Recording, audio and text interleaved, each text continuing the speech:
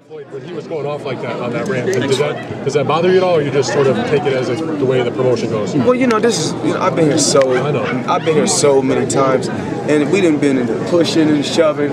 We didn't see fights break out, stuff get thrown. I just never heard anybody say that so pointed to you about anything. So I didn't know if it took you by surprise, or he just shook it off, or didn't care. I just say a prayer for him. I just say a prayer for him. I'm not upset at all. I'm not upset at all. I just keep my composure.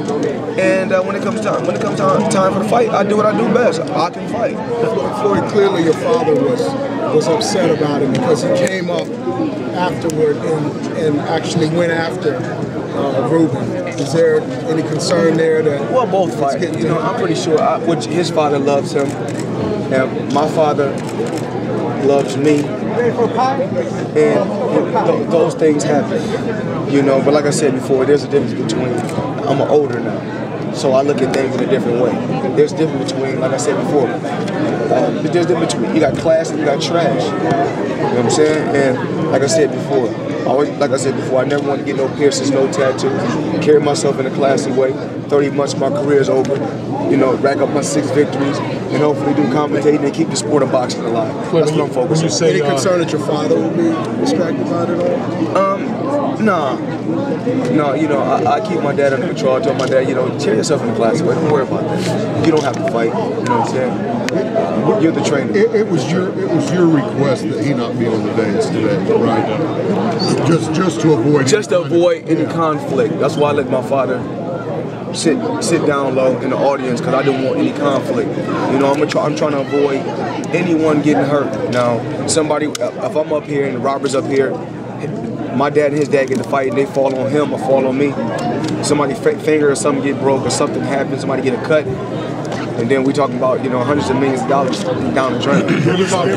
We have to be smart. Given what happened after the press conference, you think you justified your decision? I think it was a smart decision by myself. Like I said before, I'm older and I'm wiser, so I put a lot of thought in anything. Before I do anything, I think first. Floyd, you keep talking about older, wiser. Is that your translation for a more mature? Of course, I think we all get more mature with age. It's no different. Like I said before, just because you have a person that reached the age of 18 or 21, don't mean they always know how to. They don't know how to. That don't mean they know how to conduct themselves like an adult. Because, like I said before, because his father was acting like that. You got to realize this. He may never get a chance to be on this level again. Is part of that maturity? Was that things that you thought about during your summer vacation? No, I just look at my children. I look at my children. They're teenagers now.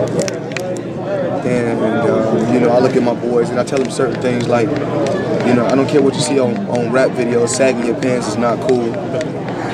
Piercing in your ears is not cool. And just teaching them different things. Always have manners, always be respectful, and always be appreciative and be thankful for what you do have. Do you feel like part of that came from the time that you spent away? That you could just sit and chill and think about those kinds of things? I think about this stuff every day. What about while you were away? I was just thankful for everybody that wrote me letters and the fans that wrote me. And I was thinking like, and I basically was thinking like, man, I would I always say like, it's the truth. Money don't define who I am.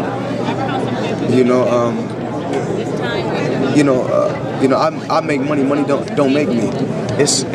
I'm more like, I'd rather be out here. I'd rather have my freedom and be poor, and then be rich and don't have freedom, because it's just like you being poor. Because you can't use that money when you're exactly. So when you were going through that situation, did you sort of think to yourself, you know what, I've got a better perspective on things of how I'm going to be when I get out? No, I just said, you know what? I want to grow closer to my family, and do things a lot different now. Now, was that then part of the reason why your father is back? Because you wanted to have that relationship rebuilt? No, my dad is sick, and the thing is, if I never made a bond with my father, he's sick, and something harsh happened.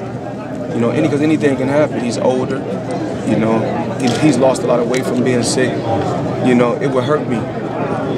not speaking to him, or it would, it would hurt me very, very bad for him not to have a relationship with his grandchildren. That's very, very important to me. And me, I have to be the bigger person and say, you know what, you need to have a great relationship with your grandchildren. And what do me and you, why are me and you arguing when we both are in this sport to be the best? So if you're trying to be the best and I'm trying to be the best, why not work together? We discussed this the other day, but have you worked out who's going to be the second assistant?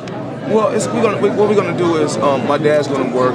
My dad's going to work Leonard and Raphael and Nate Jones, like we always keep it. Roger will not be the chief, the second assistant. No, but it's a lot of times, I don't like when the media try to make them two bump heads, and even like you see what you see different walks of life, like when you see 30 Days in May, and then you see All Access, then you see Mayweather, you see like I said before, you see different personalities, from myself. But like I said, Oscar done a tremendous job.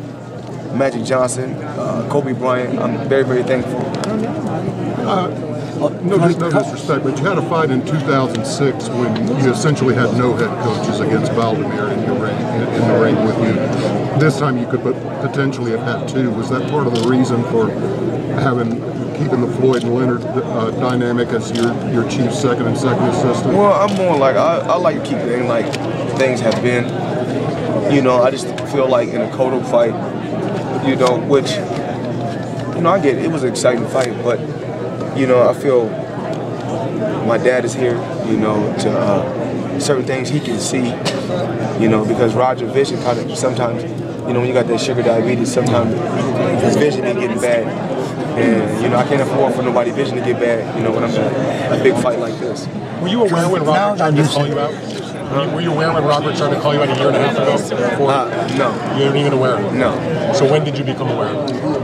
I guess after the, yes. And you watched that fight and thought, hey, this might be good? I don't think I watched the whole fight. I watched a lot of it, kind of. And thought to yourself, what, that this would be a guy I could, make a big fight with? No. I just watched the fight. I just happened to catch the fight. So then how did the name come to you?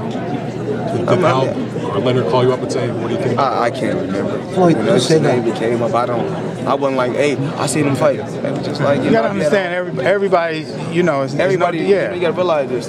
If I was worried about, everybody in boxing is shooting shots at me. No, everybody wants to fight you. That's my point. So when it comes time to actually make a decision, it wasn't that it was Robert instead of some other guy. He's my mandatory. Yeah.